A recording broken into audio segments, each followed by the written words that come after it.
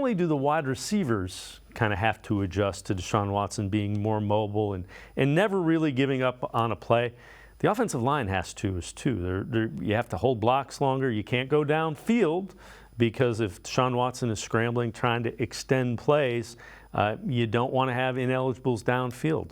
Joel Bitonio talked about how the offensive line is adjusting to Deshaun Watson's style.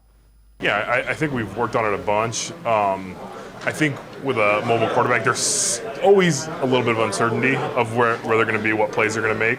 But I think the offensive line and him are on the same page of what we expect. You know what I mean? Obviously, there's some creativity that you can't practice. But we're going to work. We're going to try and hold our blocks forever. Know when to release the block so we don't get called for holding when he's leaving the pocket and stuff. But it's been a lot of work, and I think we're ready to go out there and see how it goes. How do you mentally prepare for that creativity of how he changes things? Yeah, I think from a lineman perspective, we want to just block forever. That's kind of your mindset, which is easier said than done. But just have that mindset of he's going to try and find the big play, and he makes people miss in the pocket and does things all the time. So the play's never over, and you got to make sure you're finishing your blocks, even if you think it's over. You got to go and try and make a play for him. And with that, let's welcome in Casey Kinnamon from Dog Pound Daily. Casey, we know the scramble drill and the wide receivers. If you're not really thinking about it, it's probably tougher for an offensive lineman. Oh, yeah. I agree with Joel. Think about it.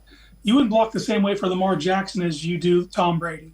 It changes the rules of engagement. It changes your splits. It changes the depth of your set. It even changes how far you're running guys around the back of the arc of the pocket. And I do think it's incumbent upon Deshaun Watson to not allow ghost pressures, cause him to leave that pocket early to create other pressures. But it just takes repetition. It's going to take them playing with Deshaun and kind of getting a rhythm for how he likes to escape. And there has to be rules of engagement when that happens.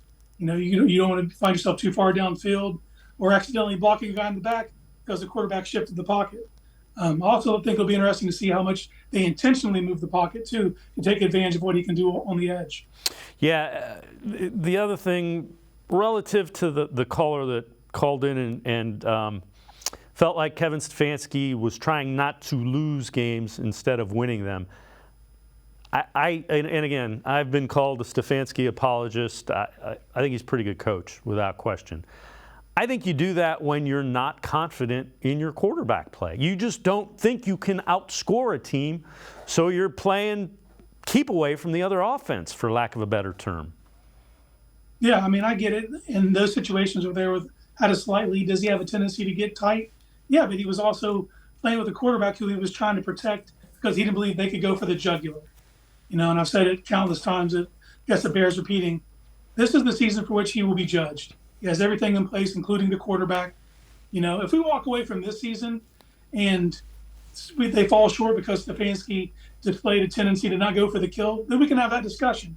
But I'm not going to get there just based on what he did with Jacoby Brissett and Baker Mayfield. Yeah, again, I said it earlier in the show.